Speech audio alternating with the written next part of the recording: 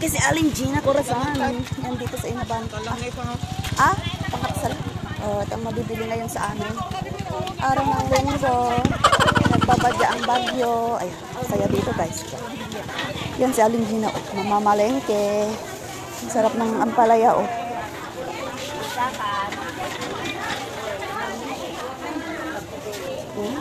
Itong pwesto na Aling Gina. Aling Gina.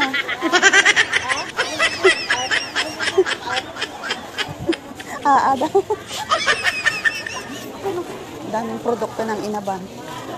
Ganda diba guys? Pero kaya lang halo-halo yung mga paninda.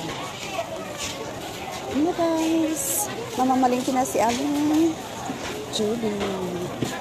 Dahil may bagyo.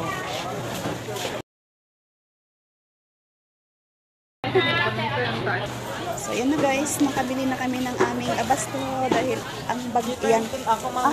Aan ka no itan ni ko. Ayan na ganan. Kangkanan side. Ayan na si Aling Gina. Gina, pakialam mo din na. Itan ni nadagsun. Ay. Yan.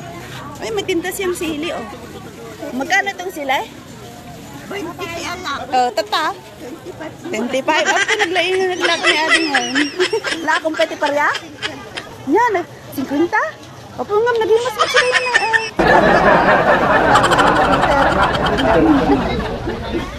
Yan, inaayos ni Aling Gina yung saluyot na kinuha namin kahapon sa farm. Yan. Ganda dito sa Inaban guys, no? Daming paninda. Mano ngayon matiatado Aling Gina? 15 daw. Kasi wala nang mura ngayon guys. Nga guys, pistingin ko nga guys magtinda. Ayan. Meron tayong saluyot. Palang. Sili, ampalaya. Ay, ang daming paninda ni Aling Gina. Naway matinda niya bago dumating yung bagyo guys. Kalawan na, sabi niyo may kalaw.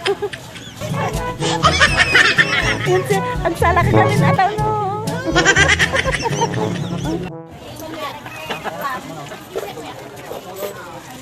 Uso-uso pa ilang latag. Ano nga talaga ang produkto ko ito.